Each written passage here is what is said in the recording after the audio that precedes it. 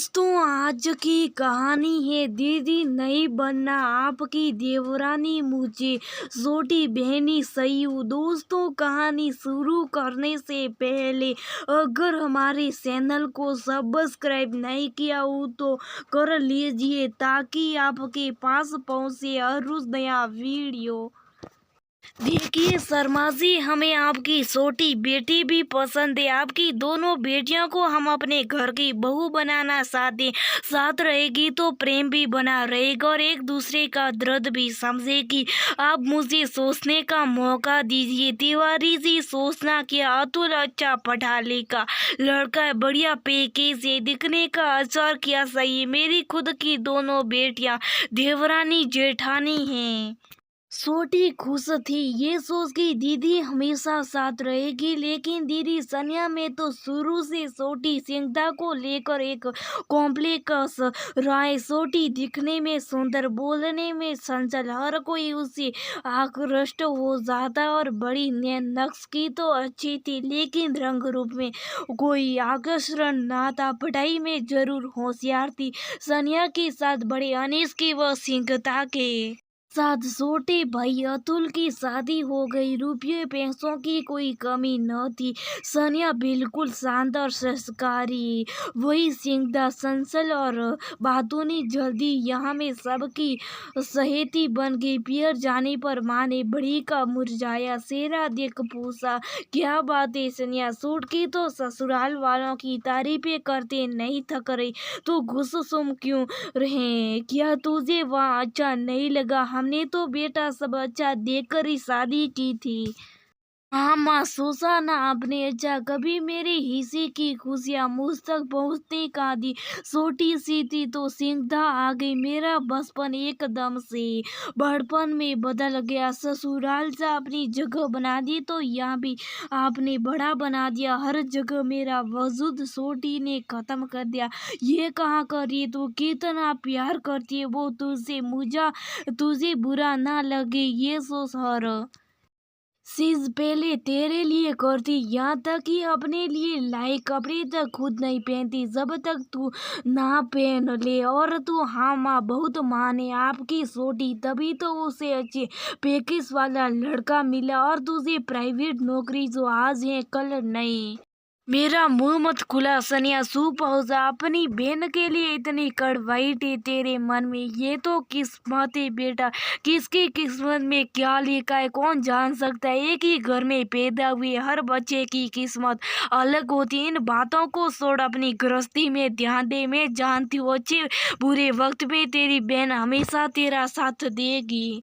जब लो सिंगदा के नाम की माला को गुस्से से अंदर चली गई। सिंगदा दोनों की बातें सुन रही थी। माँ को दुखी देख बोली, मम्मा उसके मन में सालों से यही बेटा है कि उसकी खुशियों के बीच में हर बार मैं आ जाती हूँ, पर अब चिंता मत करो, मैं विश्वास दिलाती हूँ तिरस्कार होकर भी उसके पीछे खड़ी रहूंगी। कहते हैं किस्मत भी उसी के दरवाजे दक्ष देती है जो उसकी किस्मत समझता है। साल भर में सिंगदा की गोद भर गई। कुछ समय साथ रहो। अतुल की पोस्टिंग भी दूसरी जगह हो गई और वहाँ चले गए। समय बीतने लगा। अनिया और अनीस का बात बात पर झगड़ा रहता। घर में हर समय तनाव का माहौल रहने लगा। तिवारी जी भी बेटा बहू को देख चिंतित रहने लगे।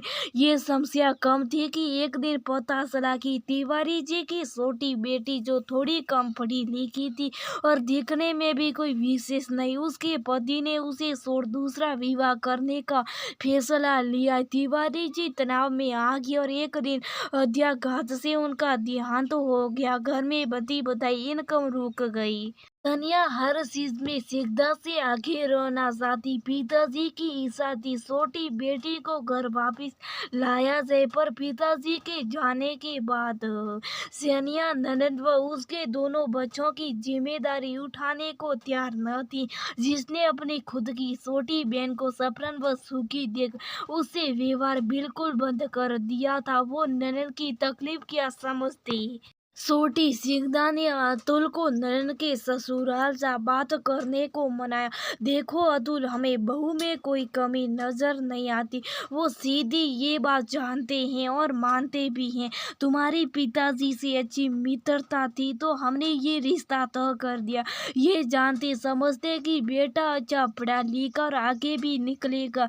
कुछ उम्र में शादी कर दी, सोचा था आगे सब संभल जाएगा, लेकिन कोशिश तो खुद को भी करनी पड़ी। आखिर जिंदगी आपकी, हमने बेटे को हर तरह का वास्ता दे लिया, लेकिन अब मैं लाचार हूँ। छोटी ननन के रहन सहन में इतने सालों में कोई अंतर नहीं आया था। पिता सब प्रेम थे, लेकिन दादा दादी की लाडली थी, उन्होंने उसे अपने पास रख पाला। बस किस्मत वहीं से बदल गई थी।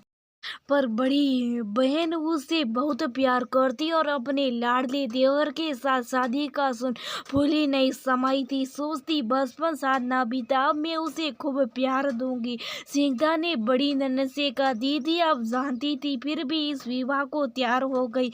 भाभी मेरे कोई संतान नहीं, मैंने इनके छोटे भाई को अपने देवर से ज्यादा बेटा का शासन दिया और वही प्यार और समान। इतना ही नहीं, माँ का दर्जा सब मुझे बदले में मिला। जब मुझे इस रिश्ते का पता चला तो जहन में सिर्फ सकारात्मक बातें थी। दोनों मेरे लाडले और मेरे नजरों के सामने में साथी थे। हम सब में सबसे अलग परिवर्ष में रहती छोटी में माहौल के अनुसार बदलाव आ जाएगा, लेकिन जब ननन के देवर आए तो अतुल से उनकी खूब बेसबाजी हुई। उनका अंतिम फैसला अलग होना ही था। सिंघदा और अतुल ननन की जिम्मेदारी उठाने को तैयार थे, लेकिन बड़ी ननन ने देवर को कहा, यदि तुमने कभी भी मुझे माँ का दर्जा दिया है तो तुम ये तलाक नहीं लोगे। मैं तुम्हें साथ रहने के लिए बाध्य नहीं कर सकती, लेकिन विश्वास दिलाती हूँ तुम्हारी जिंदगी में हम कभी हस्तक्षेप नहीं करेंगे, लेकिन बच्चों के पिता का नाम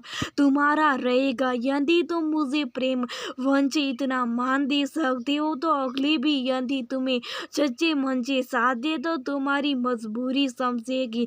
सिंघदा दोनों बहनों के प्रेम को देखकर भावुक हो गई। सोचने लगी, कितना प्यारे दीदी को अपनी छोटी बहन से एक मेरी जो परेशान है लेकिन मेरा साथ नहीं सही है, सो आंसू गिरने लगे। समय बाद पता चला सनिया दीदी बहुत परेशान है। आपसी क्लेश इतने बढ़ गए थे कि घर से परेशानी से बचने को भैया ने पीना शुरू कर दिया। अचानक हालत खराब हो गई और हॉस्पिटल में भर्ती करवाया।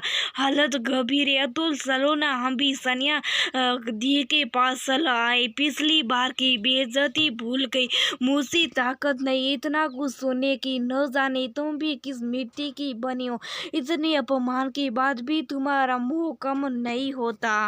सिंघदा तो मानस बना चुकी थी। जब पता चला डॉक्टर ने कहा हालत गंभीर है, चल पड़ी। न आव तनाव देखा, बस बहन का दुख बढ़ा है। अतुल भी साथ था। वहां पहुंच जब पता चला कि हालत गंभीर है लेकिन इलाज के लिए पैसा नहीं तो बहन के पास पहुंच गई। दीदी जेठानी तो तू मेरी आज बनी है बहन है, तू मेरी इलाज शुरू करवा दे, लेकिन बहन ने उसे आज भी जलीस कर निकाल दिया।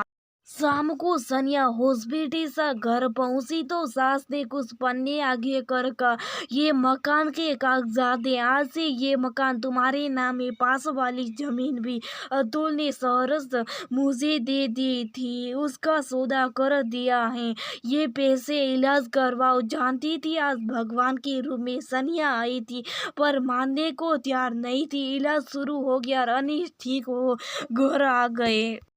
आज माँ मिलने आई है, देख बेटा अपनी बहन से इतनी परेशानी, अगर उसे देवरानी का रिश्ता नहीं निभा सकती तो पहले जैसी सही छोटी बहन का रिश्ता तो निभा ले।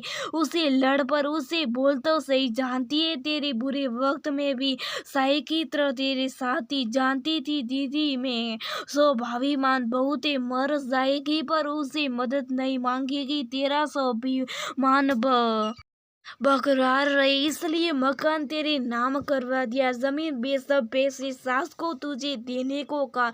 ये मत सोचना मैं आज भी उसके त्याग को गिनाने आई हूँ। बीमार है वो, जब तूने मदद नहीं ली, बात न की, तब से मौन हो गई, तनाव में चली गई। एक तू ही है जो उसे फिर से जीवन दे सकती है। पति के ठीक होती सनिया उन्हें ले हवा बदलने सीधा के घर पहुंची। बच्चे मौसी मौसी है, घर ऐसे सिपके जैसे रोज का मिलना हो। देखा तो सिंगदा मौन बेटी थी। बहन के आने पर उसके चेहरे में कोई भाव न थे। क्यों रे, मेरा आना बुरा लगा, चली जाऊंगी, नहीं पसंद आया ना मेरा आना, यहाँ सुपर सारे बदले लेना साथी। जेठानी की हैसियत से नहीं आई हूँ, भूल गई देवरानी से पहले तू मेरी बहन है, उस अधिकार से आई हूँ। अतुल दे के मुंह से ऐसी बात सुन असभ्यत था, पर सुपरा देखा उसकी बातें सुन सीधा आंसू टपका रही हैं। थोड़ी देर में दीदी को गले लग सुबह पड़ी। नहीं बनना आपकी देवरानी, छोटी बहनी सही हूँ जिससे आप लड़ती थी, रोब जमाती थी, पर कम से कम बोलती तो थी। अपनी बहन के प्रेम पर ये सब सुन सनिया अपने व्यवहार पर शर्मिंदा थी। ईर्ष्या, राग, द्वेष आपसी रिश्तों में दूरी पैदा करते। सामने वाले के प्रेम को महसूस कर अपना अहंकार तोड़ना ही सच्चा प्रेम।